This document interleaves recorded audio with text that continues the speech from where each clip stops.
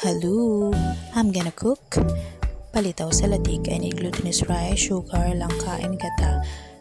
Nilagyan ko ng tubig yung glutinous rice to form it into circle, then I flatten it. Afterwards, nilaga ko sa tubig na mainit with cooking oil para hindi magdikit-dikit. Kung bakit tinawag itong palitaw, kasi lilitaw or aalsa. Saka, hinango ko na lahat. And then kapag tapos ng hanguin lahat, ilalagay natin sa cold water para maiwasan din yung pagdikit-dikit. Then for the latik, I used the first gata. Halu-haluin natin hanggang malabas or ma-extract yung oil.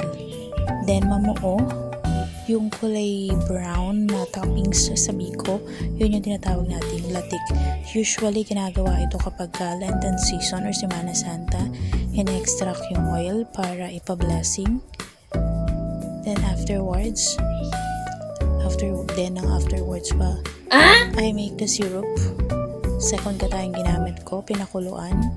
Kapag kumulo, lalagyan natin ng sugar para maging malapot or thick yung kanyang consistency.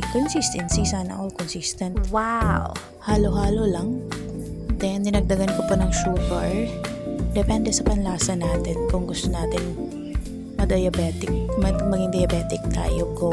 Damihan ng sugar. Saka nilagyan ko naman ito ng langka para mas masarap yung flavor ng ating syrup. Syrup. Basta yun yung sauce natin. Halu-haluin lang. Para hindi daw madaling mapanis, lagyan natin ng tamang amount of sugar at saka tamang pakulo.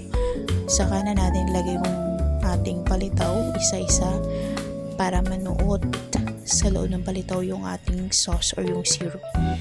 Kapag okay na, pwede natin ilagay yung ating latik. Anyways, hindi ito magiging palitaw sa latik kung walang latik. Huwag natin i-overcook.